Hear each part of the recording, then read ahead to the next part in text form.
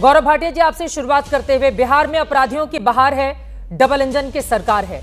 आज की तस्वीरों ने सभी को स्तब्ध करके रख दिया है। सुबह सुबह एक बड़े अस्पताल के भीतर बेखौफ अपराधी इस तरह से हत्या को अंजाम देते हैं। गौरव भाटिया जी।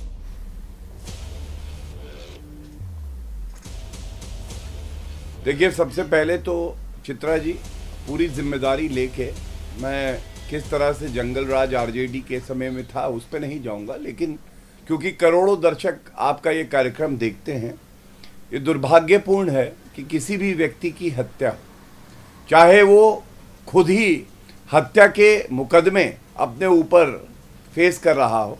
मैं इतना कहना चाहूँगा, आपने अभी दिखाया कि कोई गिरफ्तार नहीं हुआ, शिनाख्त हो रही है, सीसीटीवी में जो वीडियो फुटेज मिला है पुलिस उसको भी देख रही है। और बड़ी जिम्मेदारी से एक बात कहूँगा, ये जो पांचों लोग दिखाई दे रहे हैं, और अगर और कोई भी होगा इस कॉन्स्पिरेसी में शामिल, तो उसको बख्शा नहीं जाएगा, जेल की सलाखों के पीछे वो होगा। आपने क्योंकि गोपाल खेमका हत्याकांड की भी बात करी, मैं एक बात कहूँगा, उसमें एक आरोपी का एनकाउंटर हो जाता है। ये क्या दर्शाता है कि अगर आरोपी भी खतरनाक है, वर्दी का सम्मान नहीं करता, गोली चलाता है, तो पुलिस भी बिहार की सजग है, वो भी कार्य करेगी और आरोपी को बख्शेगी नहीं। लेकिन आज एक मुद्दा मैं भी उठाना ऐसा हाल थोड़ी ना होता। चित्रा जी, ये दुर्भाग्यपूर्ण है। इस सवाल का जवाब देना बहुत जरूरी हो जाता है गौरव भाटिया जी, क्योंकि बार बार आप लोग बिहार के जंगल राज की बात करते हुए लालू प्रसाद यादव उनकी पार्टी पर निशाना साधते हैं। ये बिहार पुलिस के एडीजी हैं कुंदन कृष्णम सर, इतने बड़े पद पर ये बैठे हुए हैं, मुझे तो हैरानी होती है कि कोई इतना बड़ा अधिकारी ऐसी गैर जिम्मेदाराना बातें कैसे कर सकता है। उनका बयान है, ज्यादातर हत्याएं अप्रैल, मई और जून के महीने में होती हैं। यह सिलसिला तब तक चलता रहता है जब तक बारिश नहीं आ जाती, क्योंकि ज्यादातर किसानों के पास काम नहीं होता। बारिश के बाद किसान समुदाय के लोग व्यस्त हो जाते हैं और घटनाएं कम हो जाती हैं। किसानों पर निशाना साध रहे हैं एडीजी रैंक के अधिकारी, शर्म नहीं आती है उनको इस तरह का बयान देने में? गौरव भाटिया जी। देखिए, मैं इतना ही कहूँगा कि मुख्यमंत्री जी, उप मुख्यमंत्री जी और भाजपा बिल्कुल स्पष्टता से कहती है इस तरह के बयान नहीं आने चाहिए, और इसकी निंदा भी हुई है और उचित कार्रवाई भी होगी।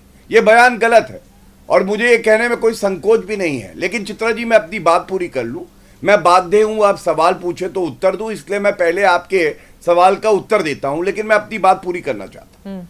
गोपाल खेमका हत्याकांड में जब एनकाउंटर हुआ और अपराधी को मारा, तो आपको मालूम है आरजेडी के मनोज झा ने क्या कहा? उन्होंने कहा कहीं सत्य का एनकाउंटर तो नहीं हो गया। इसका मतलब लालटेन आरजेडी अपराधी के साथ खड़ी हुई थी। दूसरी बात, क्या आपको पता नहीं है, तेजस्वी यादव अभी कुछ ही सप्ताह पहले शहाबुद्दीन अमर रहे कह रहे थे। कौन था शहाबुद्दीन?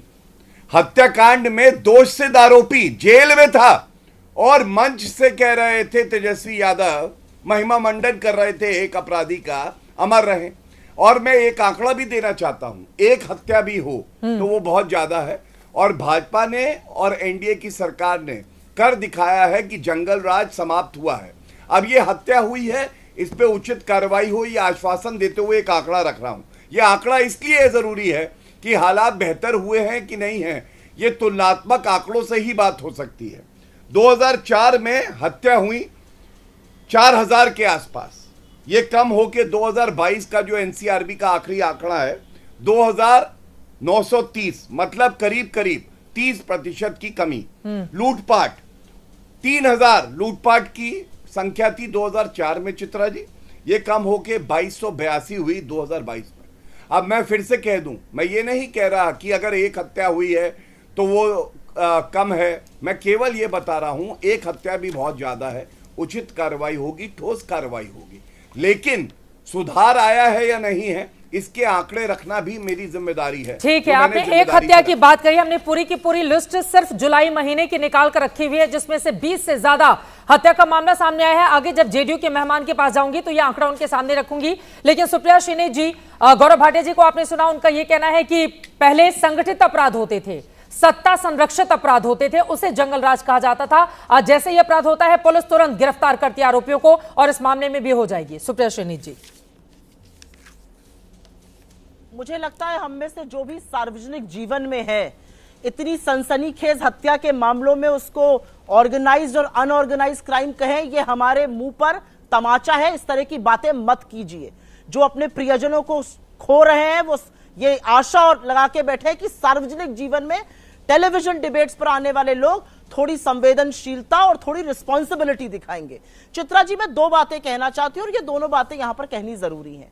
बिहार का जो वीडियो आपके भी चैनल पर देखा, तमाम चैनल पर मैं आज देख रही हूं, 5 हत्यारों से लैस हत्यारे आते हैं, किसी की भी हत्या हो, हत्या करके वो चले ऐसे बेखौफ चले जाते हैं, उनको कोई कानून व्यवस्था का डर ही नहीं है। और विडंबना यह है कि जब वो ये हत्या कर रहे थे उसी समय एडीजी साहब, जिनका आपने जिक्र किया, कृष्णन कुंदन जी, वो ये कह रहे थे कि अप्रैल से जून में ज्यादा हत्याएं होती है। मैंने शादी, ब्याह, मुंडन, धार्मिक अनुष्ठानों का सीजन तो सुना था, हत्या का सीजन नहीं सुना था। और अपनी नाकामी का, कानून व्यवस्था के ध्वस्त होने का ठीकरा इस देश के अन्नदाताओं पे फोड़ने का पाप जो उन्होंने किया है, उसके लिए उनको बर्खास्त कर देना चाहिए। इस देश के अन्नदाताओं को बीजेपी के लोग गुंडा बुलाएंगे, मवाली बुलाएंगे, आतंकी बुलाएंगे, नक्सली बुलाएंगे।